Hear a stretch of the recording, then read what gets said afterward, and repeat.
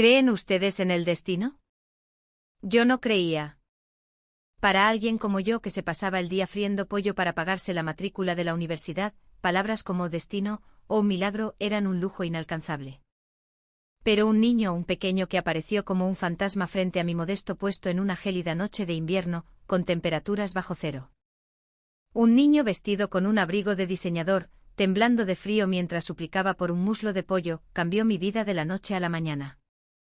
En aquel momento, ni en mis sueños más locos podría haber imaginado cómo aquel encuentro alteraría mi existencia por completo.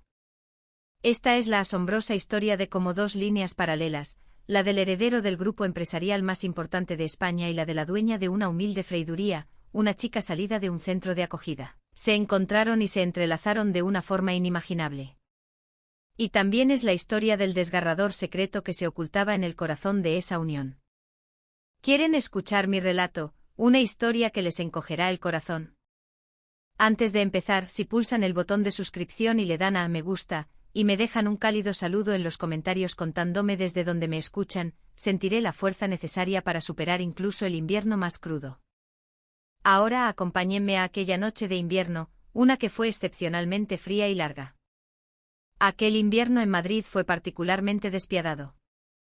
Una ola de frío polar con temperaturas que descendieron hasta los 10 grados bajo cero, cubrió toda la ciudad con un manto de hielo. Como cada noche yo me encontraba en mi pequeño local en el corazón del barrio de Lavapiés.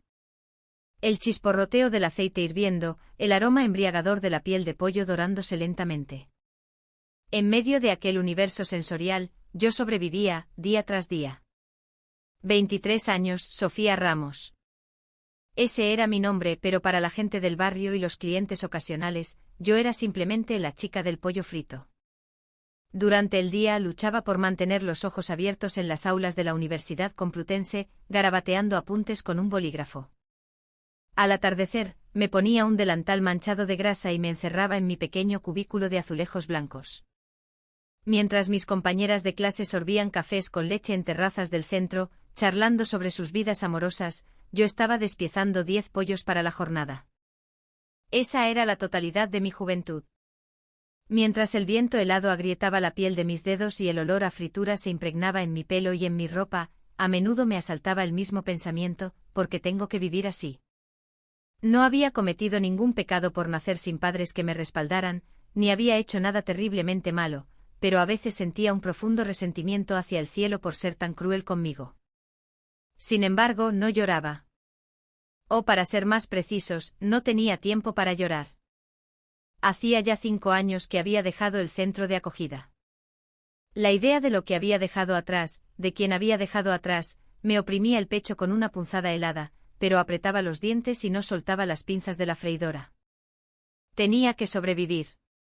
Si algún día quería encontrar a mi hermana, primero tenía que ser capaz de mantenerme firme sobre mis propios pies. Jefa, un pollo entero para llevar. El grito de un cliente me sacó de mi ensimismamiento. Esbocé una sonrisa, sin darme cuenta de que tenía los labios tan resecos por el frío que se me habían agrietado. Con el mismo brío de siempre, respondí, claro que sí. Un momentito que te lo dejo bien crujiente. Así era mi vida. Sobrevivir cada día envuelta en el olor a aceite. Esa era la vida de Sofía Ramos. Pero verán, a la misma hora, en algún otro lugar de esa misma ciudad, existía un mundo completamente diferente. La mansión del Grupo Castillo, el conglomerado empresarial número 1 de España, un gigante con activos valorados en decenas de miles de millones de euros. En la mesa de su comedor, en una lujosa urbanización de La Moraleja, se exhibía un festín de manjares que yo jamás había visto, ni siquiera en fotografías. Solomillo de ternera, crema de nécoras, ensalada de salmón con caviar. Un banquete preparado meticulosamente por el chef de un hotel de 5 estrellas. Pero frente a aquella mesa deslumbrante, un niño de apenas 10 años mantenía la cabeza gacha, bebiendo pequeños sorbos de agua. Mateo Castillo. El único heredero del Grupo Castillo, el hijo único de la familia más rica del país. Aquel niño que parecía tenerlo todo, era incapaz de llevarse una sola cucharada de comida a la boca. Señorito Mateo, por favor, aunque solo sea un bocado, le suplicaba el mayordomo. Pero Mateo negaba con la cabeza. Su rostro pálido, sus ojos hundidos. Su pequeño cuerpo parecía tan frágil que daba la impresión de que podría romperse en cualquier momento. Anorexia nerviosa. Ese fue el diagnóstico de los médicos. El trauma de haber perdido a su madre le había cerrado por completo el apetito. Un gruñido sordo escapó del estómago de Mateo. Era evidente que tenía hambre, pero el niño apretaba los dientes y resistía, como si el simple acto de comer fuera un pecado, como si se sintiera culpable por el mero hecho de estar vivo. Si no es lo que hacía mamá, no como, era todo lo que murmuraba. Pero no había nadie allí para escuchar esas palabras. Su padre, Javier Castillo, el presidente del grupo, se había convertido en un hombre obsesionado con el trabajo desde la muerte de su esposa. Salía de casa al amanecer y regresaba de madrugada. Para él, el plato vacío de su hijo era un detalle invisible en la inmensidad de sus preocupaciones. Y así Mateo, en su jaula de oro, se consumía lentamente. Aquella noche, después de atender al último cliente, empecé a recoger el local. Apagué la freidora, guardé el pollo sobrante y conté la recaudación del día. Tenía los dedos entumecidos por el frío, pero un suspiro de alivio escapó de mis labios al pensar que, de una forma u otra, había superado un día más. Bueno, por hoy se acabó.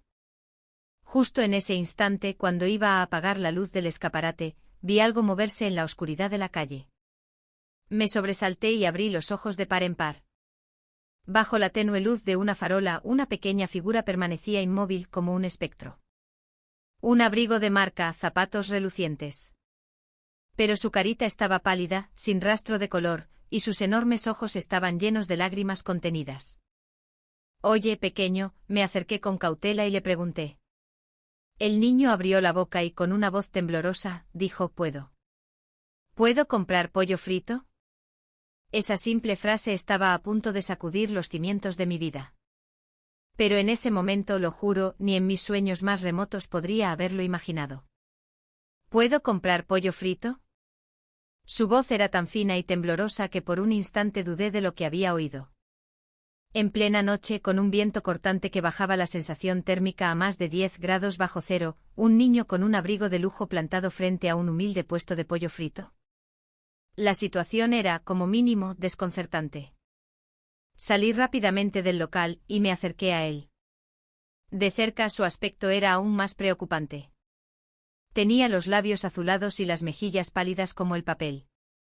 Sus piernas temblaban sin control y en sus grandes ojos se acumulaban unas lágrimas que amenazaban con desbordarse en cualquier momento.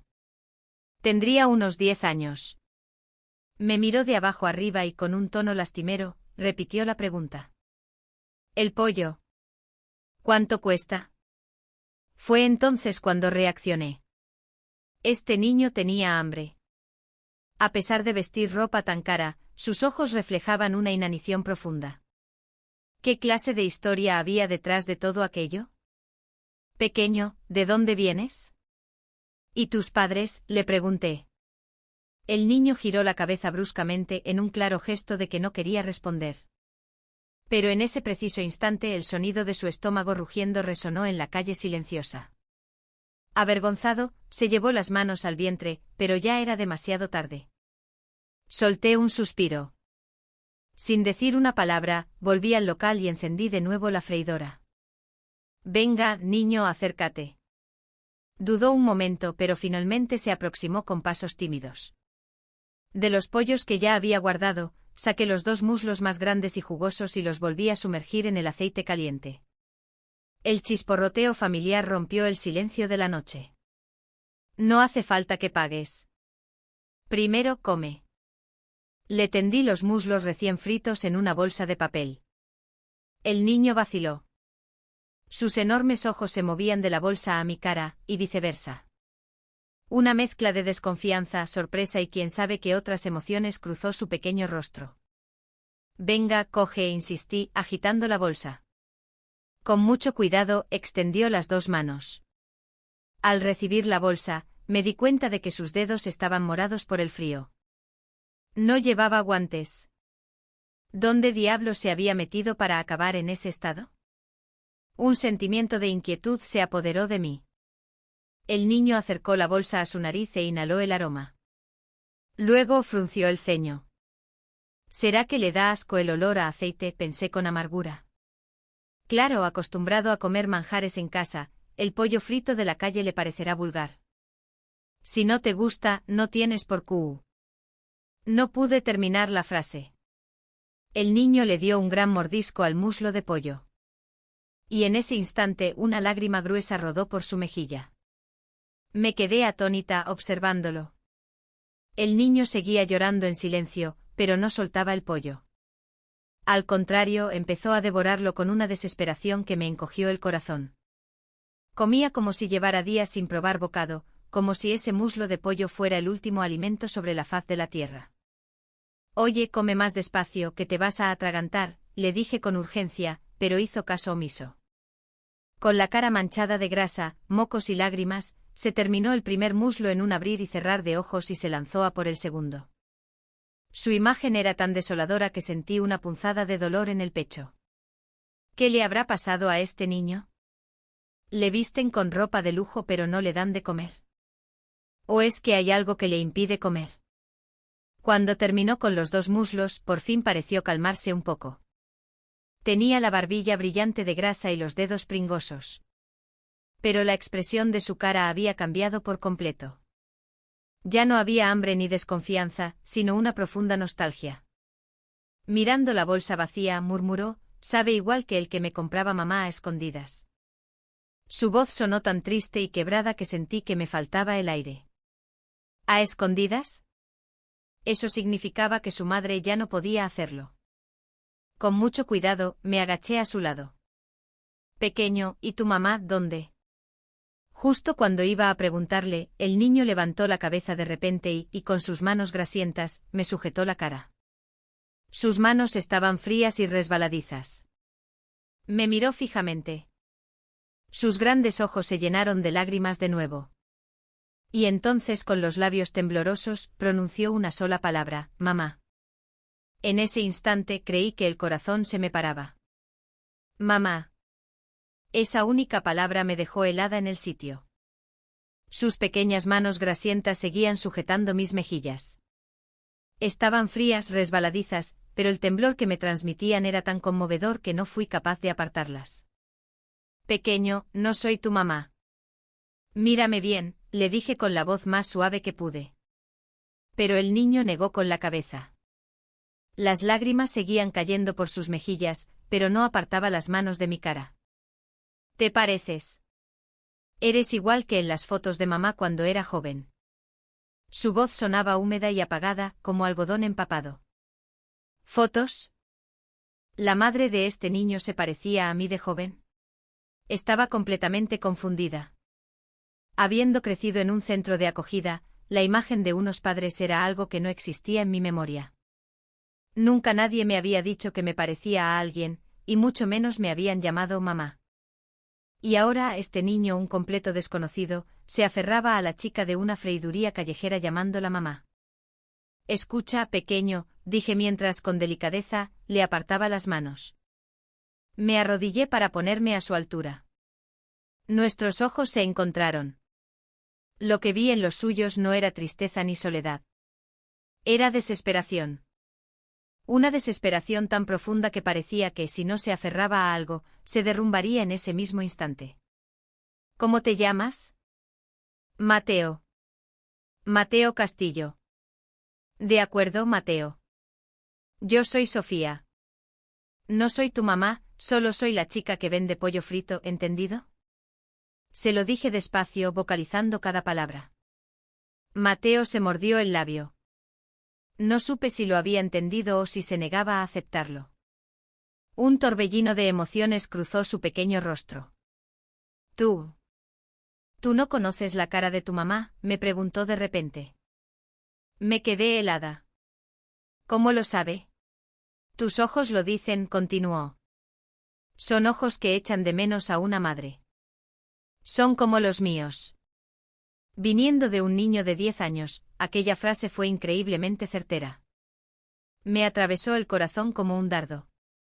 No pude responder. Me limité a mirarlo sin saber qué decir.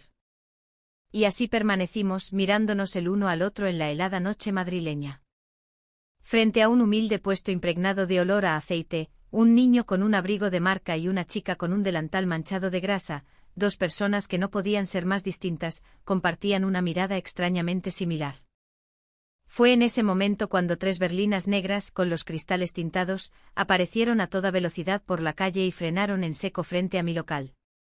Las puertas se abrieron de golpe y varios hombres con trajes oscuros descendieron de los vehículos. Eran guardaespaldas. Se notaba a la legua que no eran gente corriente. «Señorito Mateo», gritó un hombre de mediana edad que parecía liderar el grupo. Debía de ser un asistente o secretario. Detrás de él, 5 o 6 guardaespaldas avanzaban con paso firme. Instintivamente me interpuse entre ellos y Mateo. «Un momento. ¿Se van a llevar a este niño? Apártese». «¿Sabe usted quién es este niño?», dijo el hombre intentando empujarme. Pero yo no me moví ni un centímetro. «No sé quién es, pero no pueden llevárselo así». ¿Se han parado a pensar por qué un niño hambriento se ha escapado de casa? Mis palabras parecieron desconcertarlo. Su rostro se endureció como si le hubiera dado una bofetada. Pero fue solo un instante. Rápidamente recuperó la compostura e hizo una seña a los guardaespaldas. «Llévense al señorito». Los hombres se abalanzaron. Intenté proteger a Mateo, pero fue inútil. 2 de ellos me sujetaron por los brazos y me apartaron a un lado, mientras otro levantaba a Mateo en volandas.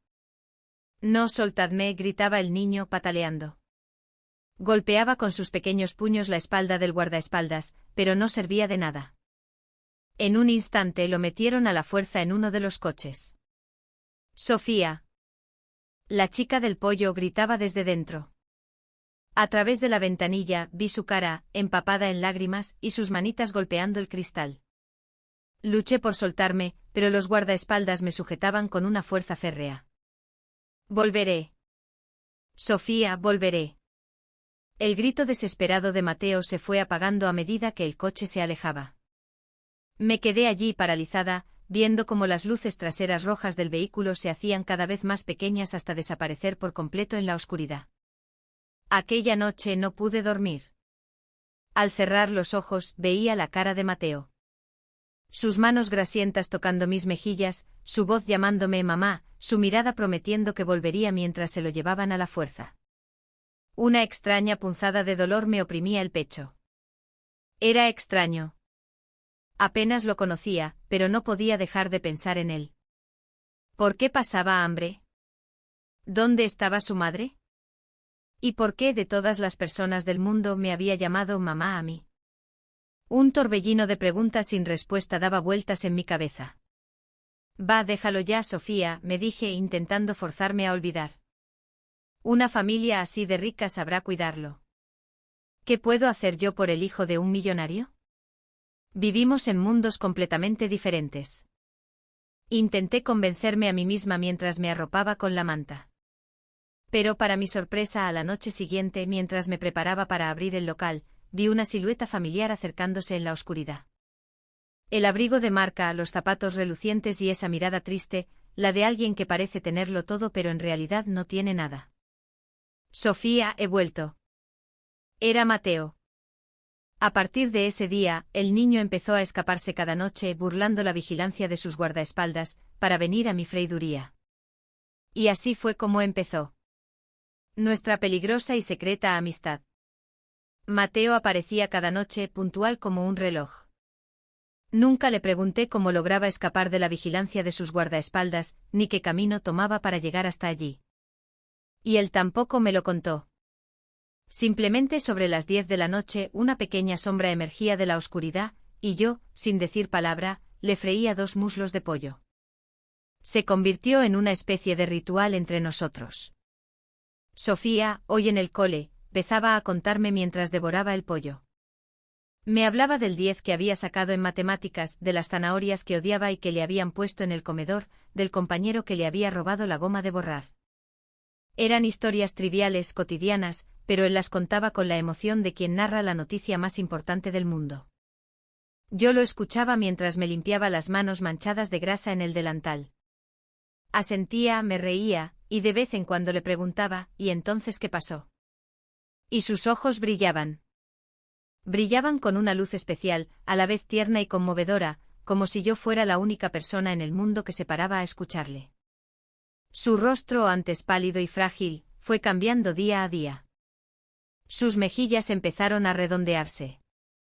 Sus labios recuperaron el color. Y sobre todo, su mirada cobró vida. El niño que vagaba como un fantasma porque no comía, se transformó en un niño que, después de devorar 2 muslos de pollo, me miraba con ojos brillantes y preguntaba si quedaba más. Y yo no podía sentirme más orgullosa. No había hecho nada extraordinario, solo freírle unos trozos de pollo, pero ver cómo esa pequeña vida renacía ante mis ojos era una sensación que solo quien la ha vivido puede entender. Era como regar una planta mustia y ver cómo de ella brota un nuevo tallo. Mateo, ¿quieres probar una alita hoy? Sí, me encantan las alitas. Son mis favoritas. Su respuesta, llena de inocencia, me hizo sonreír. Mi pequeño local era un refugio cálido. El calor del aceite hirviendo templaba el reducido espacio, y un pequeño calefactor eléctrico zumbaba, repartiendo su calor.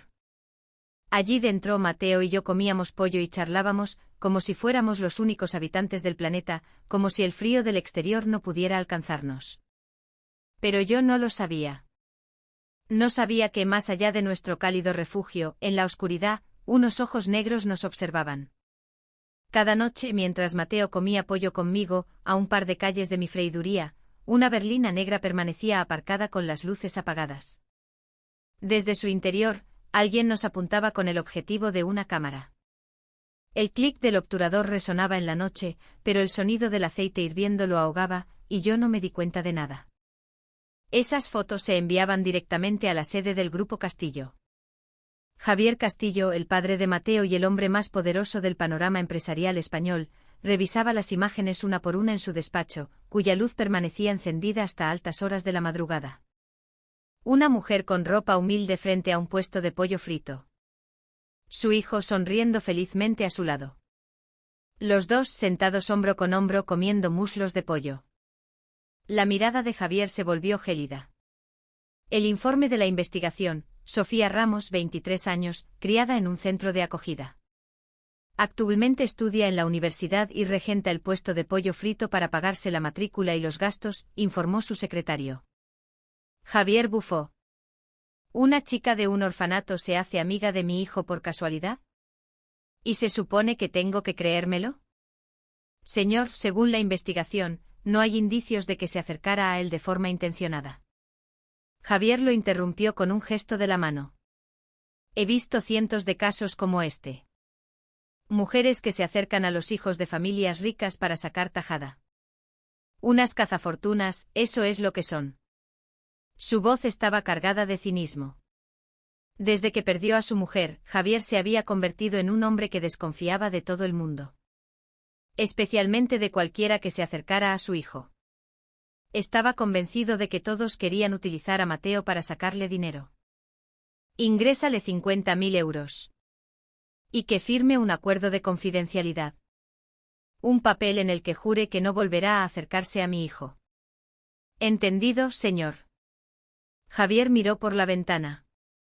Las luces de Madrid brillaban como joyas, pero sus ojos no veían nada. Cuando recibió el informe de que su hijo había empezado a comer, sintió más rabia que alivio. El hecho de que otra persona, y no él, hubiera conseguido hacer sonreír a su hijo le resultaba insoportablemente humillante. Unos días después, mientras abría el local como de costumbre, recibí una notificación en el móvil. Era un aviso de ingreso del banco. La abrí sin darle mayor importancia y casi se me salen los ojos de las órbitas. 50.000 euros. Una cantidad que yo tardaría toda una vida en reunir estaba ahora en mi cuenta. El ordenante era el Grupo Castillo. En el concepto ponía, acuerdo. ¿Qué es esto?, pensé, mirando la pantalla aturdida. ¿Acuerdo? ¿Qué acuerdo he hecho yo? No entendía absolutamente nada. En ese momento una berlina negra se deslizó hasta detenerse frente a mi local.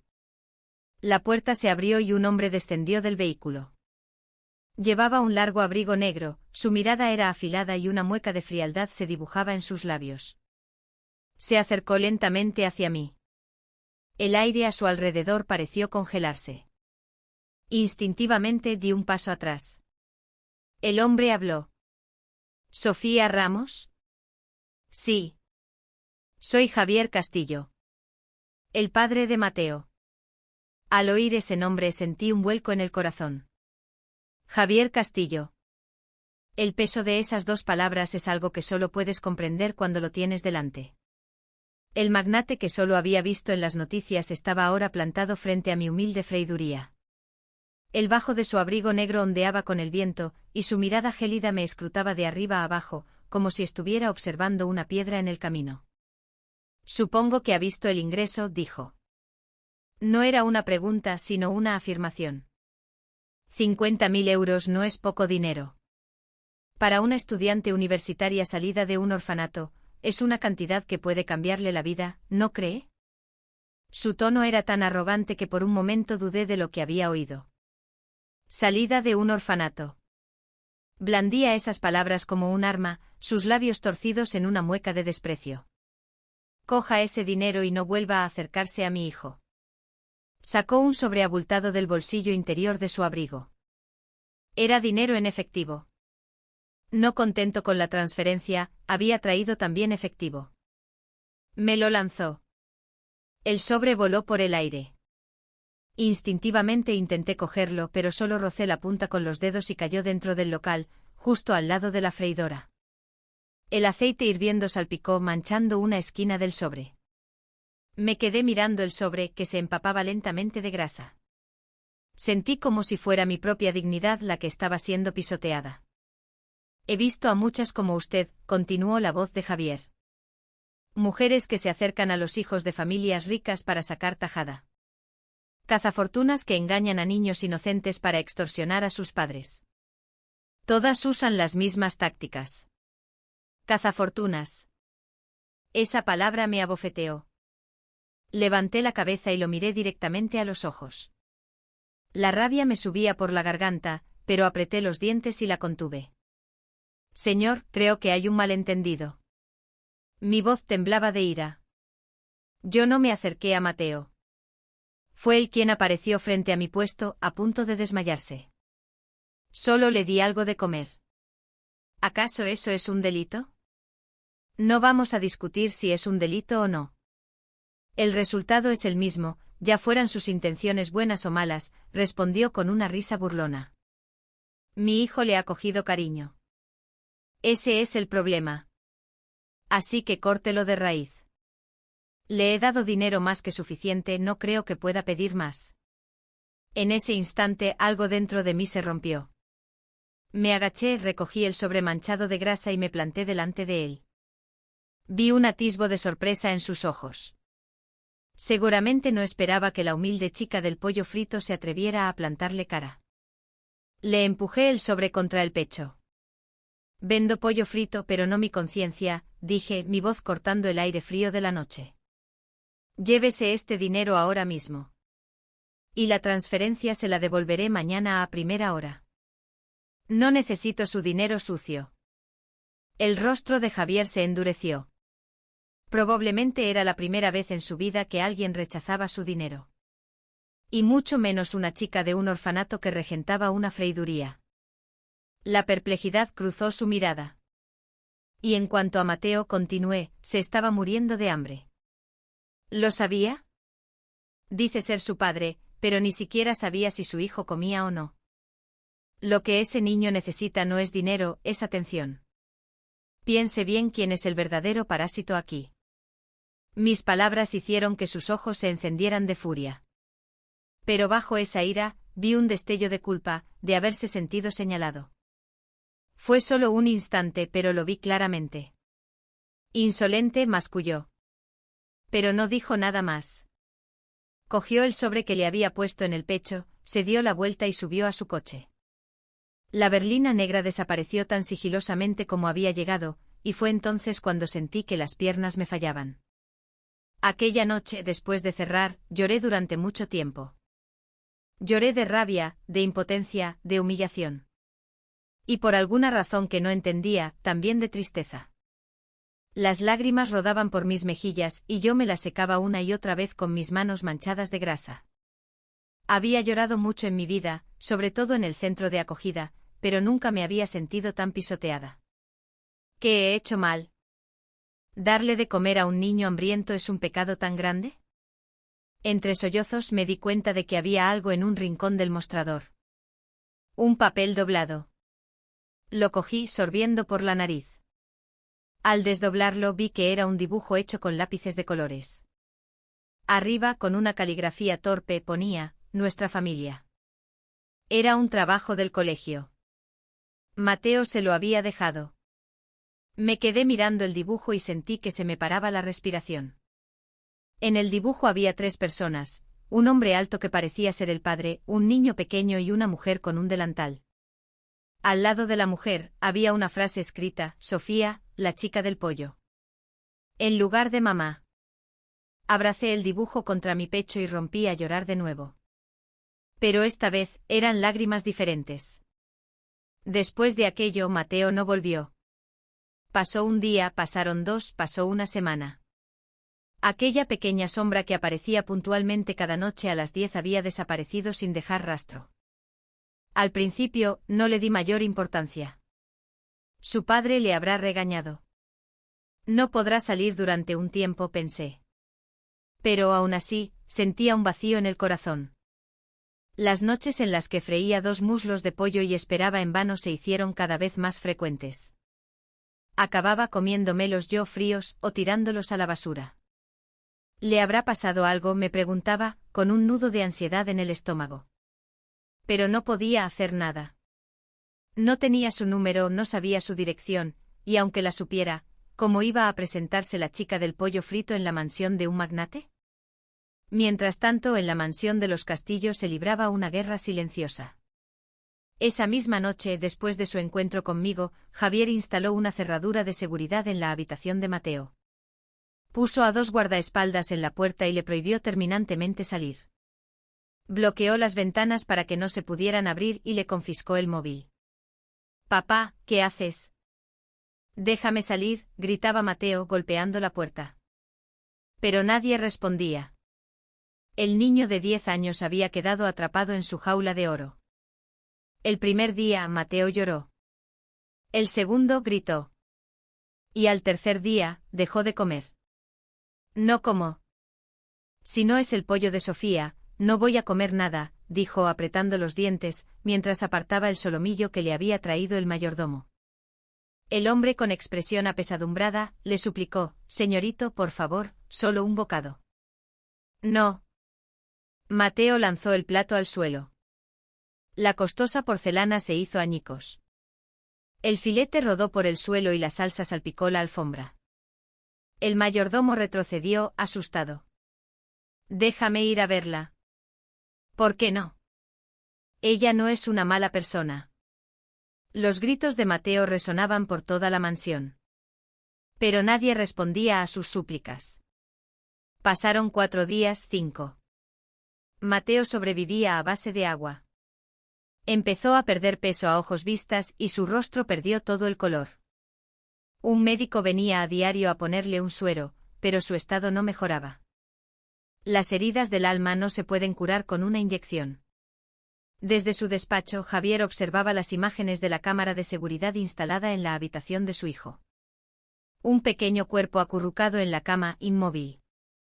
Un rostro pálido, ojos hundidos, los huesos de la muñeca marcándose de forma alarmante. Javier apretó los puños. Cuando su mujer murió y el niño dejó de comer, trajo a los mejores médicos, le preparó los manjares más exquisitos, intentó crear el mejor entorno posible. Pero nada funcionó.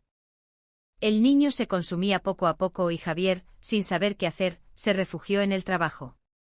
Y ahora resulta que ese niño comía gracias a la chica de una freiduría callejera. Una mezcla de emociones contradictorias se agitaba en su pecho. Alivio y celos, rabia y vergüenza, todo a la vez, subiéndole por la garganta. ¿Por qué ella ha conseguido lo que yo no pude? Soy su padre, ¿por qué mi hijo la busca a ella en lugar de a mí?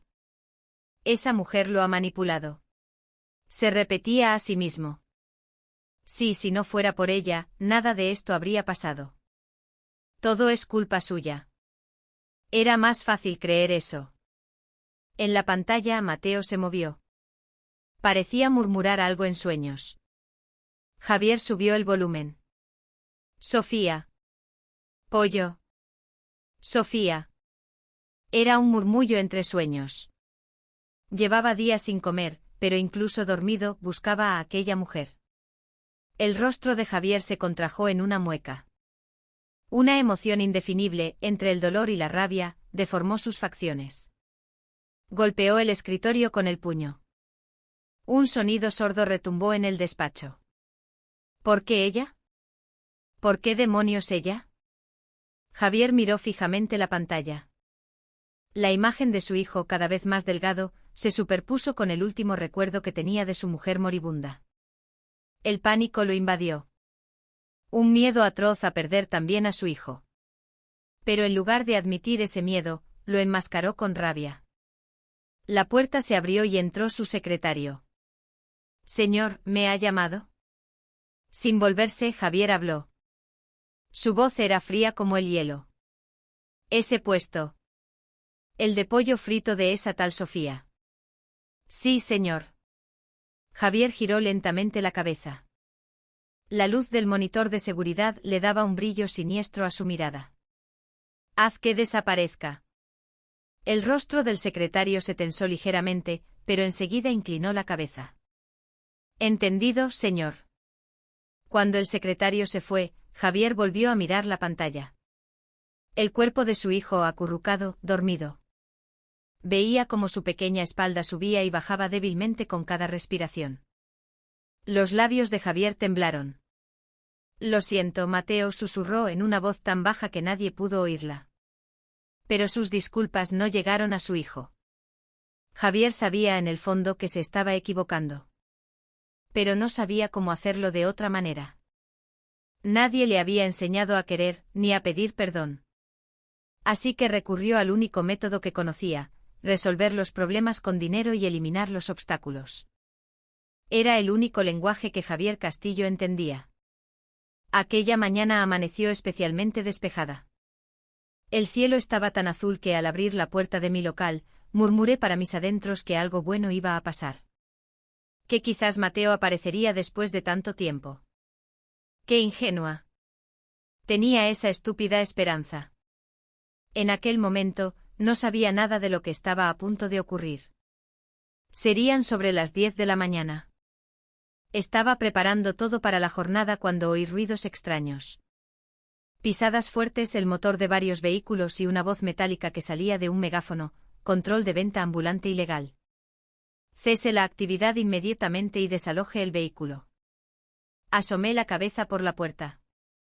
La escena que vi me heló la sangre. 2 furgonetas del ayuntamiento.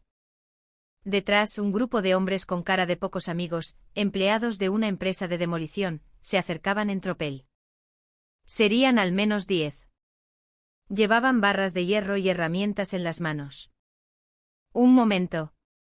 ¿Qué está pasando?, dije, bajando apresuradamente del pequeño escalón de mi local y acercándome a uno de los funcionarios. Un joven funcionario me mostró un fajo de papeles. Hemos recibido una denuncia por venta ilegal en un puesto no autorizado. Se ha emitido una orden de desmantelamiento inmediato. ¿Ilegal? Pero si tengo todos los permisos. Tengo los papeles aquí mismo, protesté. Pero el funcionario negó con la cabeza. Son órdenes de una instancia superior.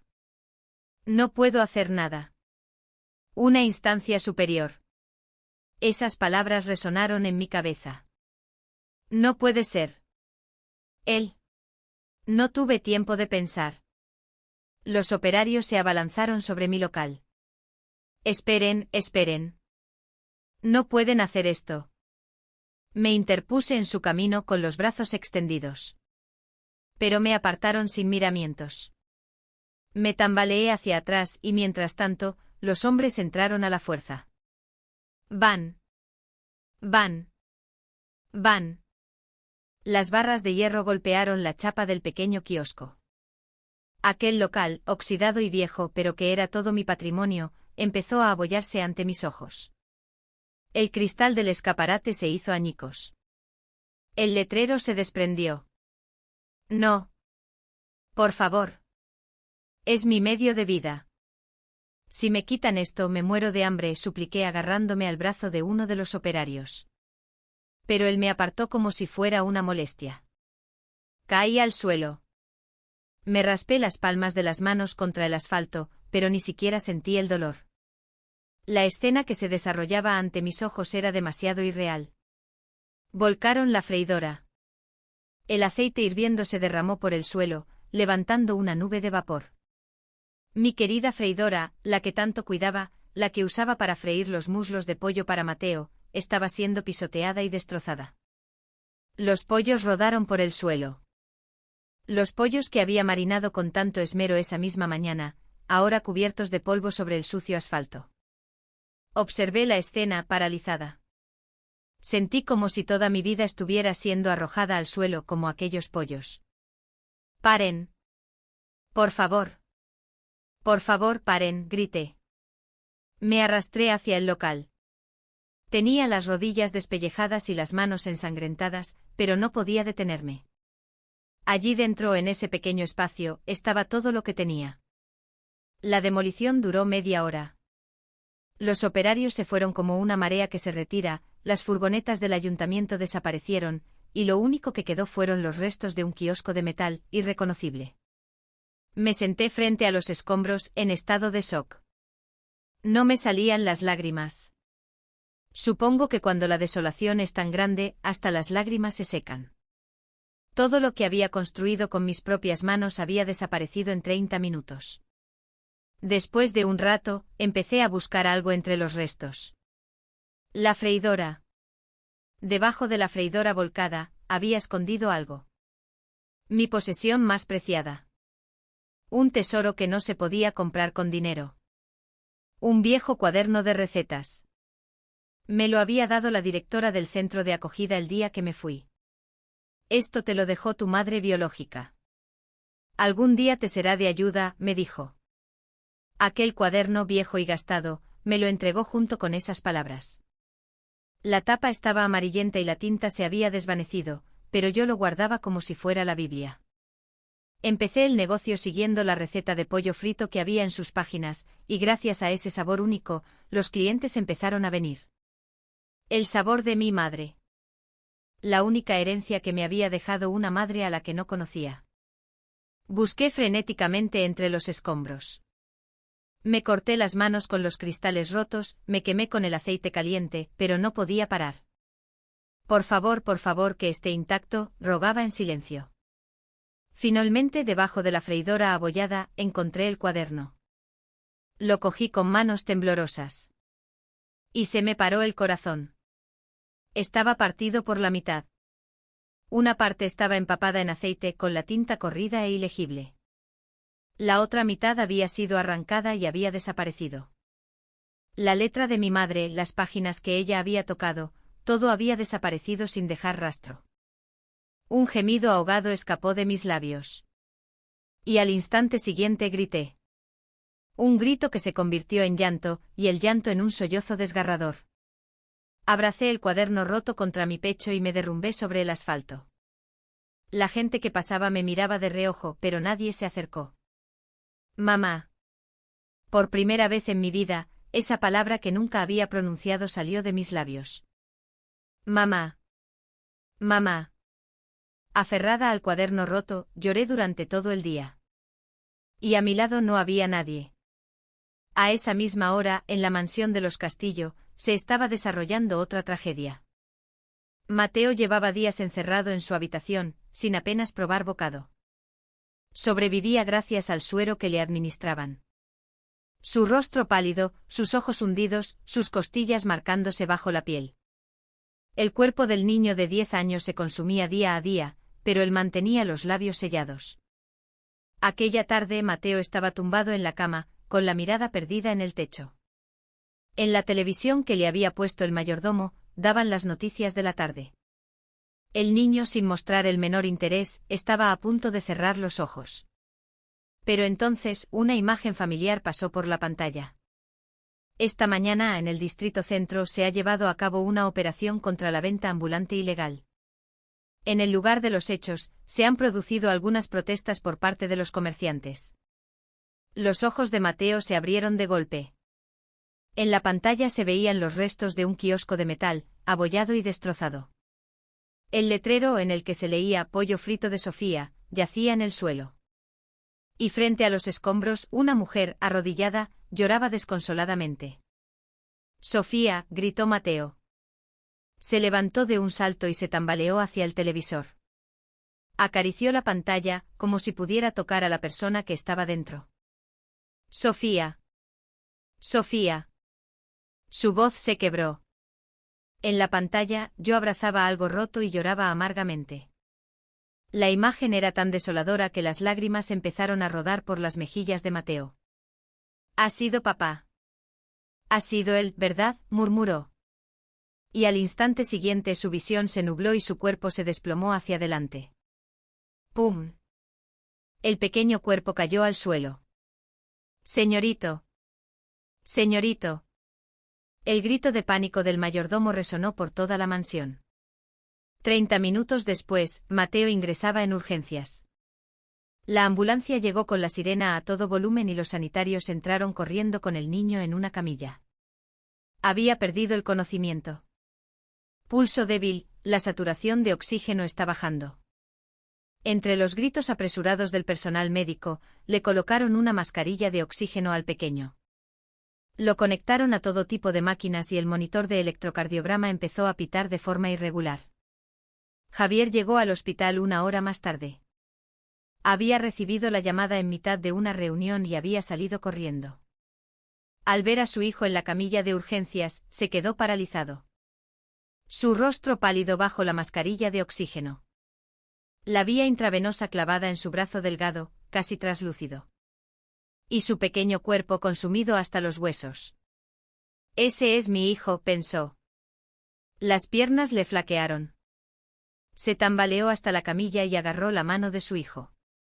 Estaba tan fría y frágil que sintió como si le estuvieran apuñalando el corazón. «Mateo. Mateo, soy papá. Despierta». Lo llamó con voz temblorosa, pero el niño no reaccionaba. Solo murmuraba palabras inconexas, como si estuviera delirando. «Sofía. Pollo. Sofía. Mamá». Cada palabra era un clavo en el corazón de Javier. El médico de guardia se acercó. Javier se levantó de un salto y lo agarró por la solapa. «¿Qué ha pasado? ¿Por qué mi hijo está así?» «Señor Castillo, por favor, cálmese y escúcheme», dijo el médico con calma pero con firmeza. «El estado del niño es grave. Físicamente sufre una desnutrición y deshidratación severas. Pero el mayor problema es el componente psicológico». ¿Psicológico? ¿Qué quiere decir? La herida emocional es demasiado profunda. Al trauma por la pérdida de su madre, parece que se ha sumado otro gran impacto recientemente. Si esto sigue así. El médico no terminó la frase, pero su silencio lo decía todo. Javier se llevó las manos a la cabeza. «Haremos todo lo posible, pero lo que este niño necesita no son medicamentos. Necesita a alguien que le devuelva la paz mental. Sea quien sea, tienen que encontrar a esa persona, y rápido». Cuando el médico se fue, Javier volvió a sentarse junto a su hijo. «Yo he hecho esto. Yo». Un tsunami de remordimiento tardío lo arrolló. Encerrar a su hijo, destrozar el puesto de pollo, echar a esa mujer. Todo lo que había hecho con la excusa de proteger a su hijo, lo había llevado al borde de la muerte. «Lo siento, Mateo. Papá se ha equivocado». Apoyó la mano de su hijo en su frente e inclinó la cabeza. Las lágrimas empezaron a caer. No recordaba la última vez que había llorado. Ni siquiera en el funeral de su mujer había derramado una lágrima. Y ahora, este hombre se derrumbaba frente a una camilla de urgencias. Fue entonces cuando notó que su hijo apretaba algo en la mano. Un trozo de papel. Un pequeño papel arrugado y manchado de grasa. Con cuidado, lo desdobló. Era un cupón para un muslo de pollo frito de Sofía, escrito a mano con una caligrafía torpe. En una esquina ponía, exclusivo para Mateo.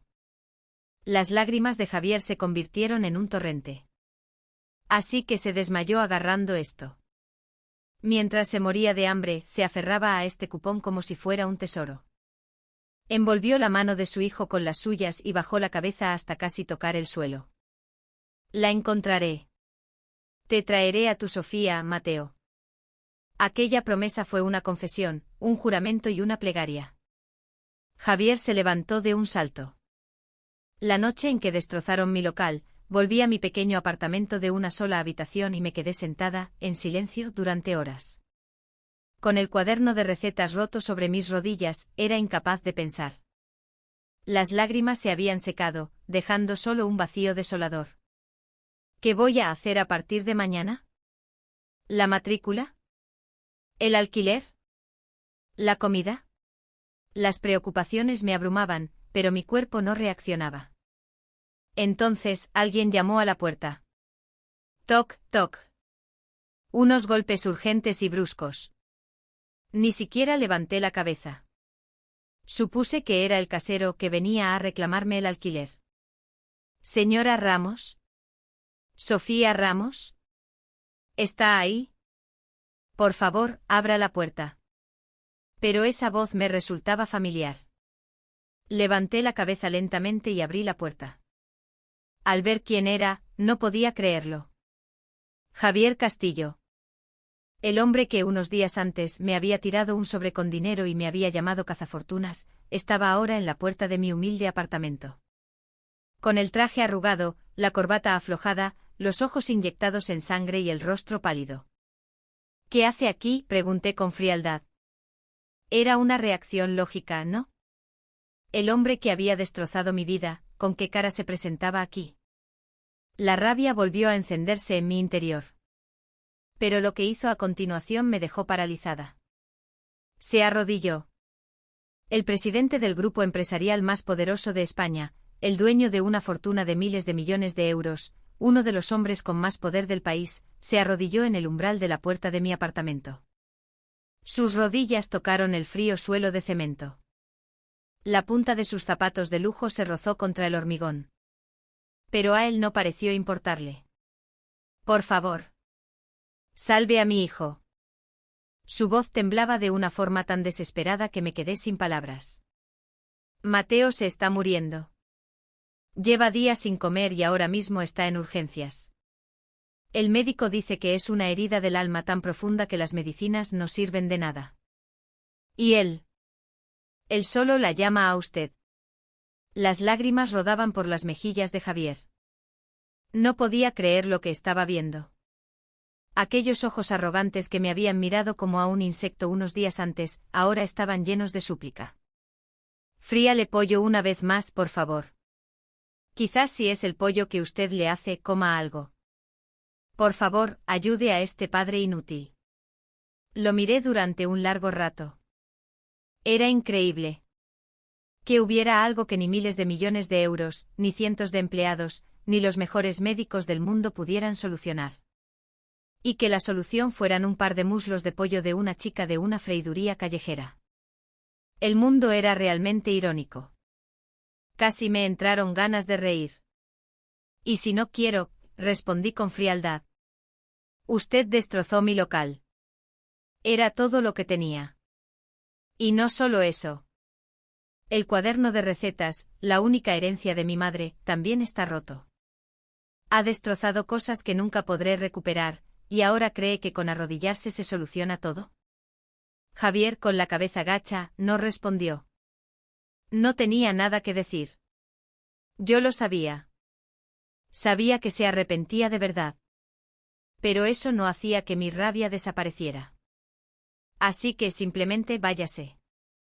Ya no tengo local para freír pollo y la receta está incompleta. Aunque quisiera, no podría ayudarle. Intenté cerrar la puerta. Pero entonces él me agarró del tobillo. Mateo se desmayó agarrando este cupón. Con mano temblorosa, me tendió algo. Un trozo de papel arrugado y manchado de grasa. El cupón de muslos de pollo que un día le hice en broma a Mateo. El niño se había aferrado a ese cupón, en el que ponía exclusivo para Mateo como si fuera un tesoro. Ahora me doy cuenta de lo importante que es usted para él. Es tarde, sé que es muy tarde, pero por favor, deme una oportunidad. Me quedé mirando el cupón. La cara de Mateo apareció en mi mente. Su rostro pálido la primera vez que lo vi, sus ojos llorosos mientras comía el pollo, su voz llamándome mamá. Y la noticia de que ahora se estaba muriendo me encogió el corazón. Levántese, dije con un suspiro. El suelo está frío. Va a coger un resfriado. Javier levantó lentamente la cabeza. Sus ojos brillaban de esperanza. Entré en la habitación y cogí el cuaderno de recetas roto. Aunque solo quedaba la mitad, la página de la receta del pollo, por suerte, estaba intacta. Lo abracé contra mi pecho y miré a Javier. Solo una vez. Solo una. Cuando Mateo coma, se acabó. No vuelva a involucrarme en sus asuntos. Al oír mis palabras, las lágrimas volvieron a brotar de los ojos de Javier. Ni siquiera pudo darme las gracias. Se limitó a inclinar la cabeza una y otra vez. Llegamos al hospital pasadas las 10 de la noche. Javier me guió hasta una cocina especial en el sótano del hospital, un espacio reservado para los pacientes VIP.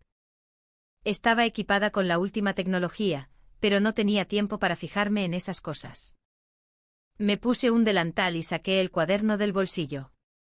El cuaderno viejo y roto con la portada manchada de grasa y lágrimas. Lo abrí sobre la encimera. Detrás de mí sentí que Javier contenía la respiración.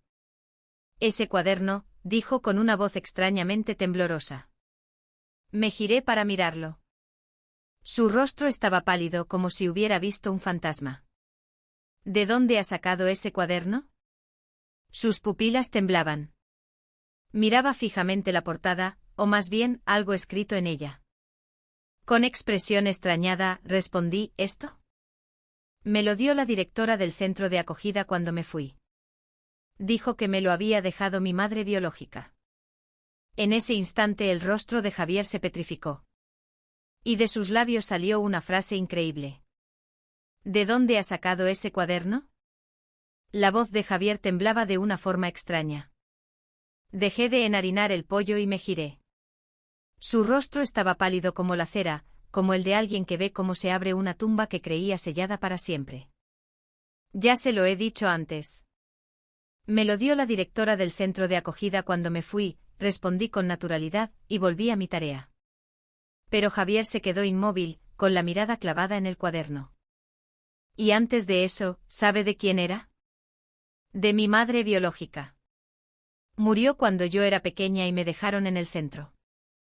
Este cuaderno es lo único que me queda de ella, expliqué con calma. Era una historia que había contado cientos de veces. No conocía la cara de mi madre, ni su nombre. Solo tenía este viejo cuaderno. Esa era toda mi identidad. Pero la reacción de Javier fue extraña. Su madre biológica.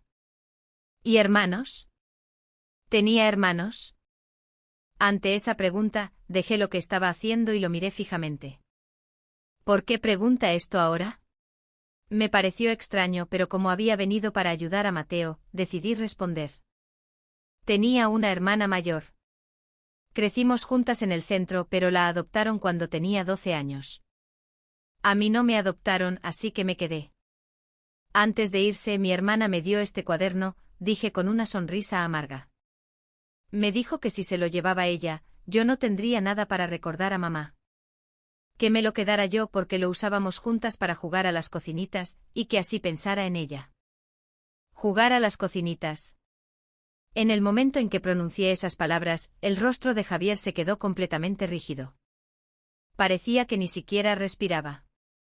Sus ojos temblaron levemente y, de repente, su mirada se perdió en el vacío, como si recordara algo. Un torbellino de recuerdos se desató en su mente. Su esposa, Lucía. Poco después de casarse, ella le había enseñado un viejo cuaderno que guardaba como un tesoro. Un cuaderno de recetas manchado de grasa y con anotaciones a lápiz. Lo usaba con mi hermana para jugar a las cocinitas, le había dicho. Cuando mamá murió, las dos aprendimos a cocinar con este cuaderno. Lucía acariciaba el cuaderno con una sonrisa, pero sus ojos estaban empañados. ¿Y dónde está tu hermana ahora?, le había preguntado Javier. Lucía dudó un momento y luego negó con la cabeza. No lo sé. Cuando estábamos en el centro a mí me adoptaron primero. Después perdimos el contacto. Intenté buscarla, pero todos los registros habían desaparecido. Seguramente le cambiaron el nombre. Javier todavía recordaba el tono triste de su voz. Algún día la encontraré. Es la única familia que me queda. Le di a mi hermana un cuaderno idéntico a este. Si lo conserva, seguro que la reconoceré. Un cuaderno idéntico. Los ojos de Javier se posaron en el cuaderno roto que estaba sobre la encimera. La portada amarillenta, la caligrafía torpe a lápiz, las manchas de grasa. El cuaderno de su mujer y el que tenía delante encajaban como las piezas de un puzzle. No puede ser. No. No puede ser. El corazón de Javier empezó a latir con una fuerza descomunal. Le temblaban las manos. Las palabras de su mujer resonaban en su cabeza. Mi hermana se llama Sofía. Sofía Ramos. Era 5 años más pequeña que yo. Ahora tendrá unos 23 años. Le encantaba freír pollo. Echaba mucho de menos el sabor del pollo que hacía nuestra madre. Todas las piezas encajaban. Sofía Ramos, 23 años, de un centro de acogida, pollo frito, y este cuaderno. ¿Esta mujer es la hermana de Lucía? Javier no podía creerlo. O quizás, no quería creerlo. Si era cierto, tendría que enfrentarse a la atrocidad de sus actos. Pero tenía que confirmarlo. Con manos temblorosas, sacó la cartera del bolsillo interior de su chaqueta. De un compartimento secreto extrajo una fotografía. Una foto de la infancia de su mujer, una foto de su familia, que no había vuelto a mirar desde su muerte. En la foto había 3 personas, una mujer joven y 2 niñas pequeñas. La mujer abrazaba a las 2 niñas, una a cada lado, y sonreía radiante. La mayor tendría unos 10 años, la pequeña, unos 5 o 6. Ambas se parecían a su madre, con ojos grandes y bonitos. Javier, con la foto en la mano, se acercó lentamente a mí. Yo seguía preparando el pollo. El olor a fritura inundaba la cocina. Mi perfil se superpuso con el de la niña pequeña de la foto. Eran idénticos. La línea de la nariz, la forma de los labios, el ángulo de las orejas. Incluso a los 23 años, los rasgos de la infancia seguían ahí. Y sobre todo, los ojos. Los ojos grandes y claros de la niña de la foto eran un calco de los de la mujer que estaba ahora enharinando pollo. Oiga, empezó a decir Javier. Su voz sonaba seca. ¿Podría mirar esta foto, por favor?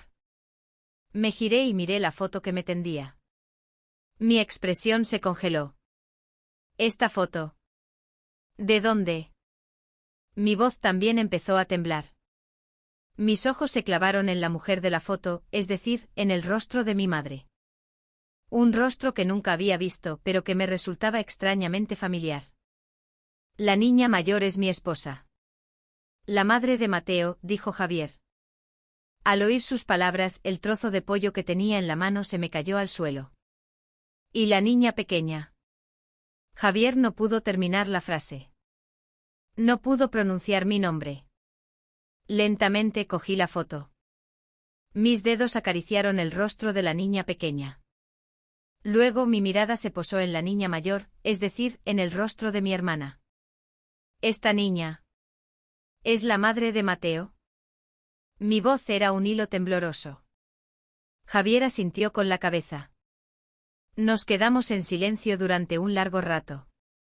En la cocina solo se oía el chisporroteo del aceite. En la foto, las 2 niñas sonreían.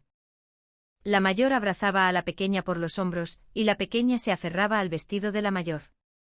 Sus rostros sonrientes dirigidos a la cámara, Eran tan parecidos que cualquiera diría que eran hermanas. Sostuve la foto durante un largo rato en estado de shock. Sentí como si el corazón, como si el mundo entero se hubiera detenido. El rostro de la niña pequeña de la foto era como mirarme en un espejo. ¿Y el de la niña mayor? Hermana. La palabra salió de mis labios de forma espontánea. Un nombre que no había pronunciado en más de 10 años, brotó de mi garganta como sangre. La niña de la foto, la hermana que me había dejado atrás en el centro de acogida, era la madre de Mateo. Las piernas me fallaron. Me derrumbé en el suelo de la cocina. La mano que sostenía la foto temblaba como una hoja. Mi vista se nubló y las lágrimas empezaron a rodar por mis mejillas. Esta mujer es mi hermana, dije con la voz rota. No podía creerlo. Reencontrarme con la hermana de la que me separé a los 12 años, después de más de una década, de esta manera. A través de una foto que me enseñaba su marido, descubriendo que ya no estaba en este mundo. ¿Mi hermana era la madre de Mateo?, pregunté con voz temblorosa. Javier, con el rostro pálido, asintió. Lucía. Se llamaba Lucía Castillo. Antes de casarnos, su nombre era Lucía Ramos. Lucía Ramos. Ese nombre resonó en mi cabeza como un trueno. Mi hermana, Lucía. La hermana que fue adoptada antes que yo y que se fue llorando. La que me prometió, Sofía, vendré a buscarte, te lo prometo. Esa hermana se había casado con un magnate, había tenido un hijo. ¿Y ahora? Ahora mi hermana. No pude terminar la frase. Pero la expresión de Javier lo decía todo. Falleció el año pasado en un accidente de tráfico. Esa frase me destrozó por completo. Javier, viendo a Sofía derrumbada en el suelo, sintió que él también se rompía. He pisoteado a la hermana de mi mujer. La verdad lo golpeó como un martillo. La mujer a la que había insultado, a la que había llamado cazafortunas, a la que le había tirado un sobre con dinero y había mandado destrozar su local, era la hermana que su difunta esposa había buscado toda su vida. ¿Podía existir una ironía más cruel? Recordó las últimas palabras de Lucía antes de morir. Sofía. Encuentra a mi hermana, por favor. Con la mascarilla de oxígeno puesta, luchando por respirar, Lucía pronunció el nombre de su hermana hasta el último aliento. Javier, en ese momento, asintió. Le prometió que la encontraría. Pero después del funeral, el trabajo, la preocupación por su hijo. Esa promesa se había desvanecido. Y resulta que la hermana había estado delante de sus narices todo el tiempo. La chica que regentaba un puesto de pollo frito, la que le había dado de comer a su hijo hambriento, era la hermana de su mujer. Estaba loco, pensó Javier. Se cubrió la cara con las manos. Había tratado a su cuñada como a una delincuente. Había destruido su único medio de vida. Había roto el recuerdo que su hermana le había dejado, un objeto que ella atesoraba como su vida. Y no contento con eso, había hecho todo lo posible por alejarla de su hijo. Si Lucía lo supiera. Si estuviera viendo esto desde el más allá, ¿cuánto dolor sentiría? Las lágrimas brotaron de los ojos de Javier. Este hombre, que no recordaba haber llorado en su vida, no sabía cuántas veces había llorado ya esa noche. Yo lloraba en el suelo. Hermana. Mi hermana. La hermana que había buscado toda mi vida, y resulta que ya no estaba. Que se había ido sin que pudiera volver a verla, sin oír su voz una vez más. Recordé mi infancia en el centro de acogida. El día que adoptaron a mi hermana, yo me agarré a su ropa y lloré. Le supliqué que me llevara con ella, que no podía vivir sin ella. Pero los padres adoptivos solo la querían a ella. A mí me dejaron atrás. Sofía, no llores. Volveré. Te prometo que vendré a buscarte. Me lo prometió y se fue. Y yo creí en su promesa. Me dije que tenía que aguantar hasta que volviera, que tenía que vivir, que ser fuerte. Y por eso apreté los dientes y sobreviví. Mientras trabajaba en mi pequeño local, soñaba con que algún día abriríamos un restaurante juntas. Pero mi hermana nunca volvió. O más bien, nunca pudo volver. ¿Por qué? ¿Por qué me entero ahora? Abracé la foto contra mi pecho y sollocé. En la foto mi hermana sonreía. Su sonrisa era tan añorada y a la vez tan dolorosa que sentí como si me estuvieran apuñalando el corazón. Y de repente pensé en Mateo. La razón por la que me llamó mamá, por la que dijo que me parecía a su madre. No era una simple coincidencia. Mi hermana y yo éramos de la misma sangre. Era natural que a los ojos de Mateo, yo me pareciera a su madre. Yo era su tía. Mateo. Es mi sobrino. Esa verdad me golpeó con fuerza. El niño que estaba a punto de desmayarse de hambre, el que lloraba mientras comía pollo, el que me llamaba mamá, era de mi propia sangre. Era el hijo que mi hermana había dejado en este mundo. Mateo. Mateo, ¿cómo está?, pregunté a Javier secándome las lágrimas. De repente volví a la realidad.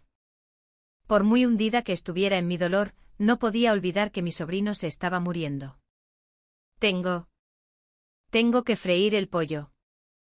Hay que dárselo a Mateo. Me levanté tambaleándome. Las lágrimas no paraban de caer, pero mis manos tenían que moverse. Mi hermana se había ido, pero su hijo seguía vivo. Y yo tenía que salvarlo. Javier intentó ayudarme a levantarme, pero negué con la cabeza. Estoy bien. Puedo hacerlo sola. Con manos temblorosas cogí el pollo. Abrí el cuaderno roto y busqué la receta entre la tinta borrosa. La receta de mi madre. La que mi hermana y yo leíamos juntas para jugar a las cocinitas. Ahora tenía que usarla para salvar a mi sobrino. En ese momento un pitido agudo resonó en el pasillo del hospital. Javier y yo nos giramos al mismo tiempo. El sonido venía del piso de arriba, de la habitación de Mateo. Alarma de constantes vitales, gritó una enfermera mientras corría por el pasillo. El rostro de Javier se quedó blanco como el papel. Mateo. Salió corriendo de la cocina. Yo me quité el delantal y lo seguí. Mientras subía las escaleras de 2 en 2, rogaba en silencio. Por favor, que no sea nada. Ya había perdido a mi hermana. No podía perder también a mi sobrino. Un pitido agudo que parecía que me iba a parar el corazón, resonaba por todo el pasillo. Subí las escaleras como una loca. Con la bolsa de pollo recién frito abrazada contra el pecho, saltando los escalones de 2 en 2. Me temblaban las piernas, pero no podía parar. Ya había perdido a mi hermana, no podía perder también a mi sobrino. Cuando llegué a la puerta de la habitación, vi a varios médicos y enfermeros entrar corriendo. Javier estaba en la puerta inmóvil con el rostro pálido como el de un muerto. Mateo. ¿Qué le pasa?, pregunté jadeando. Javier no pudo responder. Solo le temblaban los labios. Un momento después el médico salió de la habitación. Hemos estabilizado sus constantes, pero sigue sin recuperar la conciencia. Si esto sigue así. No terminó la frase, pero su silencio lo decía todo. No quedaba tiempo. Si no hacíamos algo, el niño podría no volver a abrir los ojos. Miré la bolsa de pollo que tenía en las manos. Estaba caliente. El calor del pollo recién frito me llegaba a través del papel. Un suave aroma a fritura se extendió por el aire. La receta de mi madre, el sabor que compartía con mi hermana.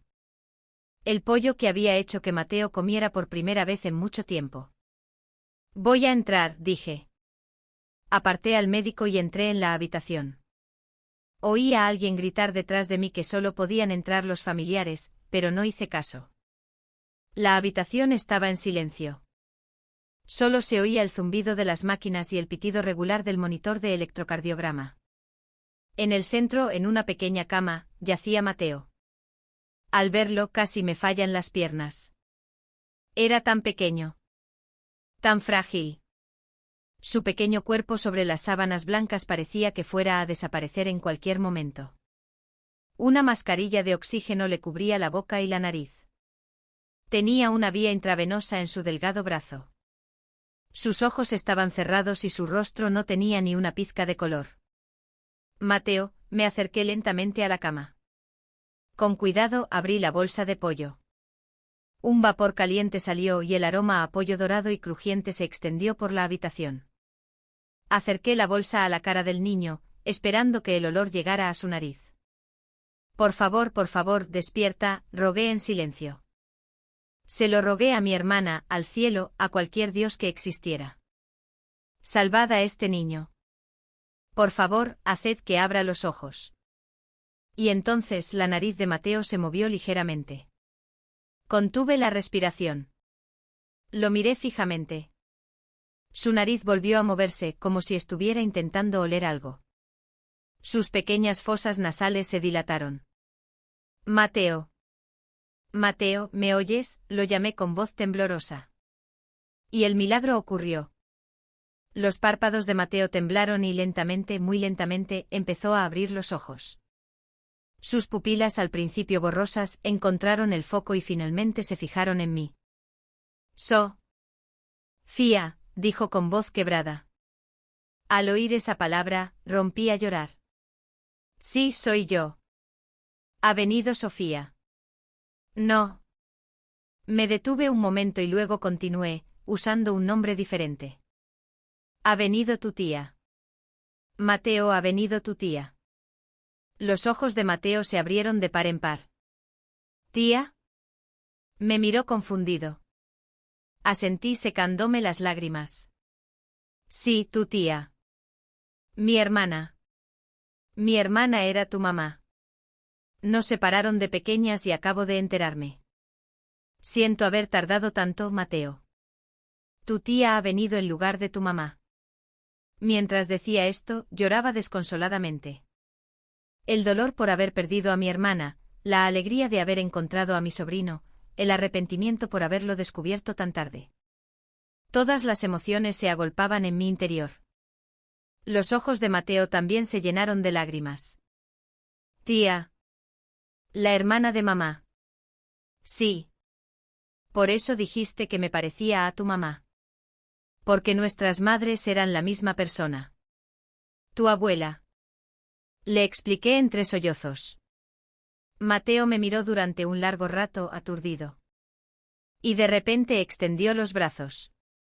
Como un bebé que busca a su madre. Un gesto desesperado y conmovedor. Con mucho cuidado, lo abracé. Teniendo cuidado de no enredar los cables, de no quitarle la mascarilla de oxígeno. Lo abracé con cuidado, pero con toda mi alma.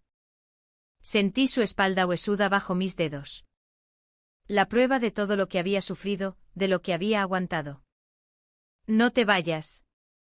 Tía, no te vayas, sollozó aferrándose a mi ropa. Hueles a mamá. Hueles igual que mamá. Esas palabras me destrozaron. La sangre es la sangre. Habíamos nacido de la misma madre. El niño lo había reconocido instintivamente. Sabía que yo estaba conectada a su madre, que yo era de los suyos. Un vínculo de sangre inexplicable con palabras nos unía. No me voy. La tía no se va. Estaré aquí, Mateo. Le susurré, acariciándole la espalda. Después de un rato, Mateo levantó la cabeza. Tía, ¿eso es pollo? Sus ojos se dirigieron a la bolsa que tenía en la mano. Verlo así, con los ojos brillantes, secándose las lágrimas y mirando el pollo, me hizo sonreír a pesar del llanto. Sí, es pollo. Lo ha hecho tu tía. ¿Podrás comer? Mateo asintió. Con cuidado, le quité la mascarilla de oxígeno y le acerqué un muslo de pollo a la boca.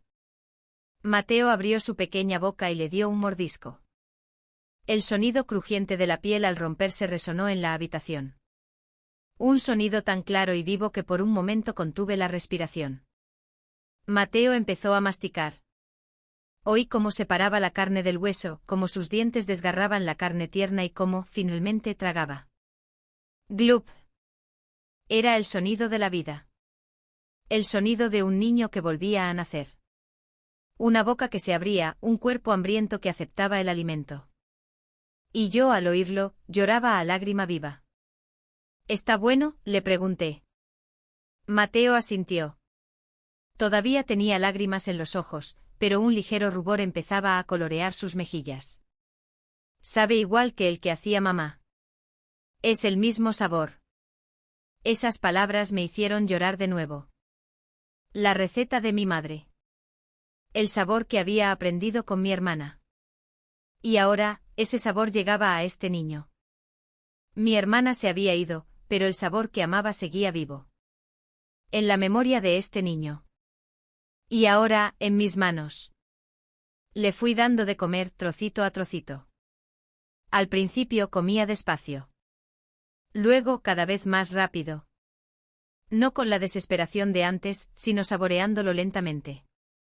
Como si estuviera saciando al mismo tiempo el hambre y la nostalgia. Detrás de la puerta, Javier observaba la escena. No se atrevía a entrar. A través de la rendija, veía cómo Sofía abrazaba a Mateo, cómo Mateo comía el pollo, cómo las lágrimas de ambos se mezclaban.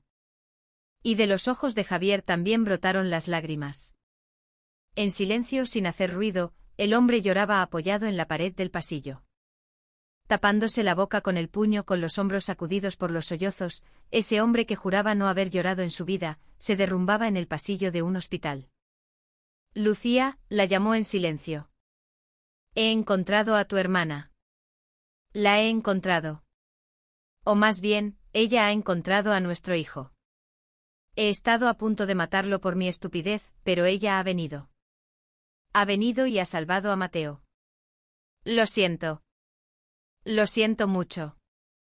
Javier pedía perdón en silencio. A su difunta esposa, a su cuñada viva y a su propio hijo. Por todos los errores que había cometido, se derrumbaba en el pasillo de un hospital. Un rato después, cuando Mateo se terminó los 2 muslos de pollo, cerró los ojos. Una expresión de saciedad y alivio se dibujó en su rostro. Su mano se aferraba a mi ropa, como si temiera que si me soltaba, yo desaparecería. Le cogí la mano y me senté a su lado. La respiración de Mateo se hizo más profunda y empezó a quedarse dormido. La primera comida en días parecía haberle traído la paz. Entonces, entre sueños, murmuró papá. No dejes que la tía se vaya. Al oírlo volví a sentir un nudo en la garganta. Oí como la respiración de Javier, al otro lado de la puerta, se volvía entrecortada. Seguramente él también lo había oído. El ruego desesperado de su hijo. No la dejes ir. La tía, en lugar de mamá, volvió a murmurar Mateo. Y se quedó profundamente dormido. Le di un beso suave en la frente. No me voy. La tía no se va, Mateo. Aquella promesa era también un juramento a mi hermana. Hermana, lo protegeré. Cuidaré del hijo que dejaste atrás. En la habitación del hospital, las lágrimas de 3 personas se mezclaban, mientras a través de la ventana, empezaba a amanecer. Esa madrugada, mientras Mateo dormía, Javier entró en la habitación. Yo seguía sentada junto a la cama, sosteniendo la mano del niño. Tenía los ojos hinchados de tanto llorar y estaba agotada, pero no podía alejarme de él. Sentía que si soltaba esa pequeña mano, no la volvería a recuperar. Javier se acercó lentamente. Y se arrodilló ante mí. Al verlo arrodillarse de nuevo sentí una mezcla de emociones. Rabia, compasión y extrañamente lástima. Al fin y al cabo, él también era una persona rota por la pérdida de un ser querido. Quiero pedirte perdón formalmente, dijo con voz grave. Por haberte insultado, por haberte tratado como a una cazafortunas, por haber intentado echarte con dinero, por haber destrozado tu local, y por haber dañado el recuerdo que te dejó Lucía. Por todos los errores que he cometido, te pido perdón de todo corazón. Mientras hablaba, lo miré en silencio. El hombre que unos días antes me miraba con una arrogancia infinita, ahora estaba postrado en el suelo. Su traje estaba arrugado, sus ojos inyectados en sangre y sus mejillas manchadas de lágrimas. No quedaba ni rastro de la imponente figura del presidente del Grupo Castillo. Te perdono, dije. Javier levantó la cabeza. Me miró con incredulidad. Pero no lo hago por ti, continué, mirando a Mateo dormido. Lo hago por mi hermana. Porque fuiste el hombre que amó y eres el padre del hijo que tuvo. Si mi hermana nos estuviera viendo desde el cielo, no querría vernos pelear. Las lágrimas volvieron a brotar de los ojos de Javier. No pudo decir ni gracias ni lo siento. Se limitó a permanecer arrodillado con la frente apoyada en el suelo, durante un largo rato. Unos días después, Javier me hizo una proposición. Sofía. O mejor dicho, cuñada. Fue la primera vez que me llamó así. La palabra sonó extraña, pero a la vez cálida. ¿Te gustaría venir a vivir con nosotros? Por un momento creí haber oído mal. Mateo te adora. Si no estás, se niega a comer. Solo habla de ti, sus ojos brillan. Y sinceramente no me veo capaz de criar a Mateo solo. Javier bajó la cabeza. Desde que Lucía se fue, no he sido capaz de hacer nada por él. Ni darle de comer, ni abrazarlo, ni escucharlo. He fracasado en todo. Pero tú eres diferente. Eres la única persona que puede llegar a su corazón. Lo pensé durante un largo rato. Dudé sinceramente.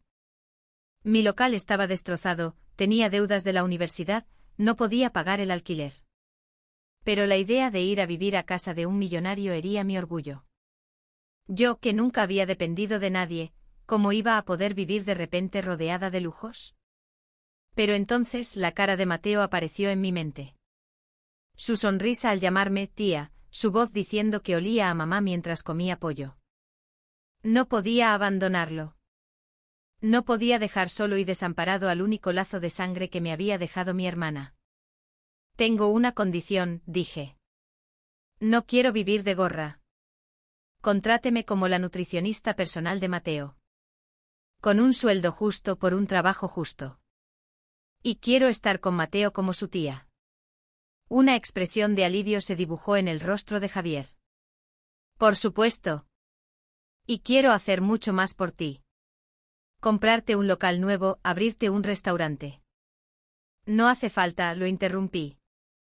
Con que Mateo coma y esté sano, es suficiente. No necesito nada más. Y así fue como entré a vivir en la mansión de los Castillo. La primera vez que puse un pie en aquella casa, sentí que me faltaba el aire. Los techos eran altísimos, el suelo brillaba como un espejo, y cada mueble parecía más caro que mi antiguo local. Era un espacio vacío y frío. Más que un hogar, parecía un museo.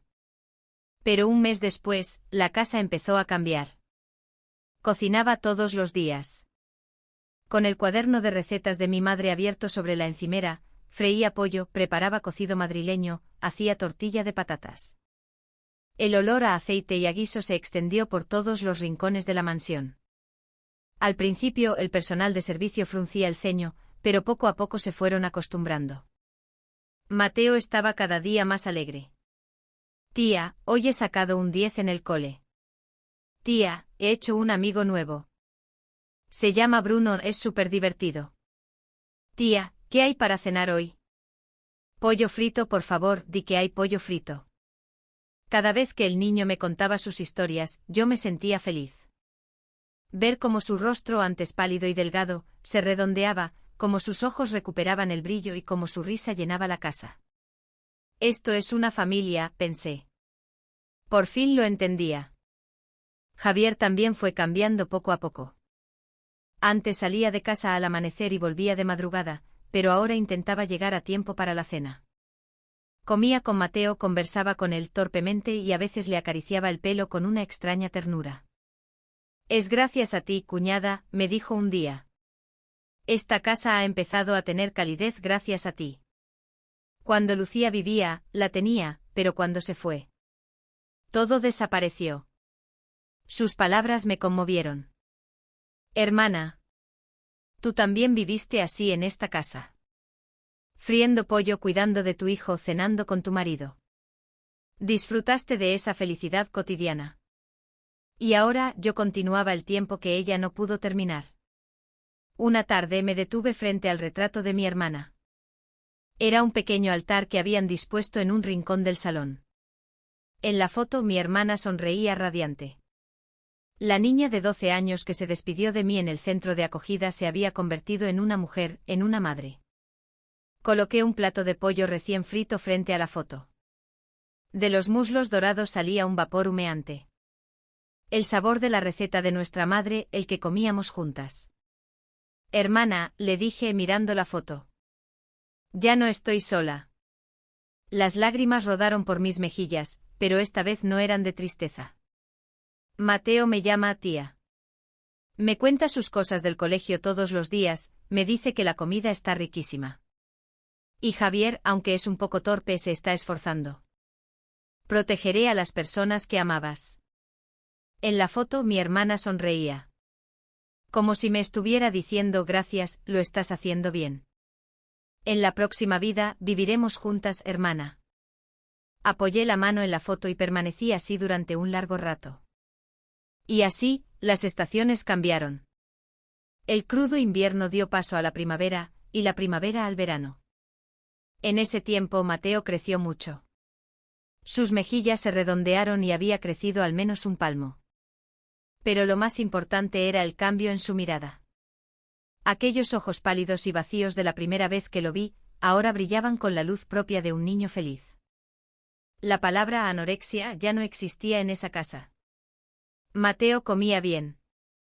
O más bien, comía tan bien que a veces me preocupaba. Se despertaba por la mañana preguntando qué había para desayunar, volvía del colegio pidiendo la merienda y por la noche me suplicaba que hubiera pollo frito para cenar. Un momento, señorito. El pollo frito es solo una vez a la semana, le decía yo en broma. Él ponía un puchero y respondía: qué tacaña, tía. Mamá me lo hacía todos los días. Yo me reía y le revolvía el pelo. El hecho de que pudiera hablar de su madre con tanta naturalidad demostraba lo mucho que se había recuperado. El médico también estaba asombrado. En cada revisión, negaba con la cabeza y decía: es un milagro. Realmente un milagro. Nunca he visto un caso de recuperación tan rápida. ¿Cuál es el secreto? El secreto, pensaba yo con una sonrisa. No había ningún secreto. Simplemente cocinar para él cada día, escucharle, abrazarle. Eso era todo. Ningún tratamiento especial, ninguna medicina cara. Simplemente convertirme en su familia. Eso era todo. Aquella tarde era una más. Estaba en la cocina friendo pollo. Era el día de la semana en que cumplía mi promesa con Mateo. El aceite chisporroteaba y la piel del pollo se doraba, inundando la casa con su aroma. Tía. Ya está. Ya está, esperaba Mateo impaciente en la puerta de la cocina. Olisqueaba el aire como un cachorrito. Un poco más. Para que esté bien crujiente necesita su tiempo. Vale, respondía, pero a los 30 segundos volvía a asomar la cabeza.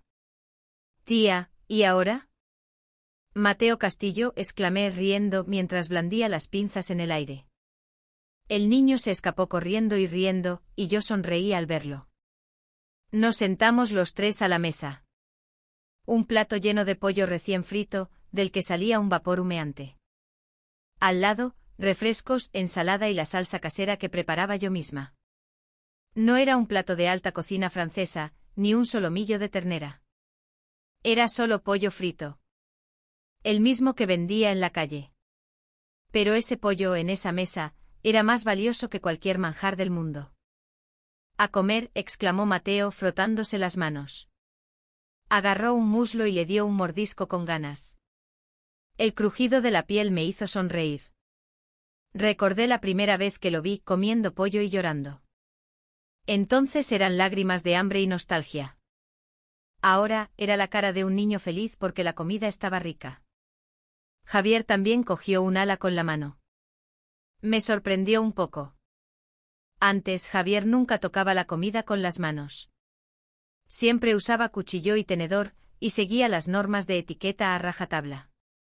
Y ahora, estaba comiendo un ala de pollo con las manos manchadas de grasa. Javier, tienes las manos pringosas, le dije. Él sonrió un poco avergonzado. Lo sé. Pero así está más bueno. Ahora entiendo por qué Lucía me decía que lo comiera así. Sus palabras me conmovieron. Hermana. Tú también le enseñaste a este hombre a comer pollo con las manos. Como hacíamos nosotras de pequeñas. Papá, tienes salsa en la boca, dijo Mateo, riéndose y señalándolo. Javier tenía la comisura de los labios manchada de salsa. La escena era tan cómica que yo también me eché a reír. Espera, Javier. Cogí una servilleta y le limpié la boca. Y de repente me di cuenta de lo normal y cálida que era esa escena. Limpiarnos la cara unos a otros con las manos manchadas de grasa. Eso era una familia. Algo tan simple y a la vez tan valioso. A mí también, tía, a mí también, dijo Mateo poniendo morritos. Tenía la boca llena de grasa y salsa. Sonriendo, también le limpié la cara. A mitad de la cena, Javier se levantó y trajo algo de la nevera. Era una botella de refresco de cola. Parpadeé sorprendida. Era la primera vez que veía a Javier beber cola. Este hombre siempre bebía whisky o vino. Decía que la cola era para niños y ni siquiera la tenía en la nevera. ¿Cola, Javier?, pregunté. Él sonrió tímidamente. Lucía decía que el pollo frito pega con cola. Que dejara el whisky y bebiera cola. Entonces no le hice caso, pero ahora veo que tenía razón. Abrió la botella y le dio un gran sorbo. El gas le hizo arrugar la nariz, pero enseguida puso una expresión de satisfacción. Pues sí que está buena. Al verlo, sentí una calidez en el pecho. Este hombre estaba cambiando. De ser un presidente frío y distante, se estaba convirtiendo en un padre que bebía cola y comía pollo con las manos. Lenta pero inexorablemente. Se estaba convirtiendo en el hombre que mi hermana había querido. Papá, yo también quiero cola. Tú no. Tienes que lavarte los dientes y a la cama. Se quejó Mateo, pero sus ojos sonreían. Los tres sentados a la mesa, comiendo pollo, bebiendo cola, riendo. Una escena de lo más normal, pero para mí, era un milagro. Si pudiera enseñarle esta imagen a la niña que comía sola en el comedor del centro de acogida, ¿qué le diría? Tranquila. Al final, encontrarás a tu familia. Cuando estábamos terminando de cenar, Mateo levantó la mano de repente. Tía, tengo que anunciar algo. ¿El qué?, pregunté. El niño se levantó de la silla y sacó pecho. Con una expresión muy seria, como si lo hubiera ensayado, dijo, de mayor, voy a ser dueño de un restaurante de pollo frito. Casi escupo la cola que estaba bebiendo. ¿Qué? Voy a freír pollo tan rico como el de mi tía y se lo voy a dar a la gente que tiene hambre. Ese es mi sueño, declaró con firmeza. El único heredero del Grupo Castillo, el futuro dueño de una fortuna astronómica, y su sueño era tener un restaurante de pollo frito. El rostro de Javier se quedó helado por un momento. Pero enseguida, se echó a reír. De acuerdo. Pero que sea el mejor pollo frito del mundo. Yo tampoco pude contener la risa. Las risas de los tres llenaron el comedor. La mansión, antes vacía y silenciosa, ahora estaba llena de risas. Pasó un año. En ese tiempo el mundo cambió, y yo también. Pero si algo no cambió fue el sonido del aceite hirviendo y el aroma a pollo dorado y crujiente. Seguía siendo parte de mi vida, la fuente de mi felicidad. Solo que el lugar era un poco diferente. Ya no freía pollo en un viejo y destartalado kiosco. Ahora tenía un restaurante en condiciones. Un bonito restaurante de pollo frito en el corazón de Madrid, en una calle concurrida. En el letrero ponía, la cocina de Lucía. Tardé mucho en decidir el nombre. Pensé en ponerle mi nombre, o el de mi madre. Pero al final, elegí el de mi hermana. Porque ella fue el principio de todo. Gracias al sobrino que me dejó, encontré a su familia. Si no fuera por ella, yo seguiría perdida en la oscuridad. Cuando Javier me propuso abrir el restaurante, al principio me negué. Me parecía un regalo demasiado grande. Pero él insistió. No es para ti. Es un regalo de Lucía para su hermana. Ante esas palabras, no pude negarme más. El restaurante tuvo más éxito del que esperaba. El pollo hecho con la receta de mi madre se hizo famoso enseguida, y pronto se formaron colas de gente esperando para entrar. La piel crujiente que se inflaba como las palomitas, la carne jugosa. Un sabor inimitable que conquistó el corazón de la gente. A las 4 de la tarde, cuando terminaban las clases, yo no podía evitar mirar hacia la puerta. Y puntualmente una cara familiar entraba como una exhalación. Tía, ya estoy aquí. Era Mateo. Con el uniforme del colegio y la mochila a la espalda. En un año había dado un estirón y ya casi me llegaba al hombro. Sus mejillas estaban sonrosadas y sus ojos brillaban. No quedaba ni rastro del niño pálido y delgado que conocí. Mateo, ¿qué tal el cole? Bien. Hoy en gimnasia hemos jugado al fútbol y he metido un gol. Mientras me contaba sus hazañas, saqué un delantal y se lo di. Mateo se lo ató con un gesto familiar y entró en la cocina. ¿En qué ayudo hoy? ¿Puedes preparar el pollo mientras yo frío? Claro. Se remangó y se puso a la tarea. Esa se había convertido en nuestra rutina. Después del colegio venía al restaurante, trabajábamos juntos hasta la hora de cenar y luego volvíamos a casa. Mateo lo llamaba a trabajar, pero yo sabía que más que por el dinero, venía porque quería estar conmigo. Tía, de verdad que voy a tener un restaurante de pollo frito. Te lo prometo, me decía a veces. Yo me reía y le acariciaba el pelo. Claro que sí. ¿Pero qué pasará con el Grupo Castillo? De eso que se encargue papá. Yo voy a heredar tu negocio. Al oírlo hablar tan en serio, con esa mezcla de broma y verdad, me sentía feliz. Feliz de que este niño pudiera soñar. De que pudiera hablar del futuro. Para mí, ese era el regalo más valioso del mundo. Cuando terminó el servicio de cenas, me senté en una silla fuera del restaurante y miré al cielo. En Madrid no se ven muchas estrellas, pero esa noche estaba especialmente despejada.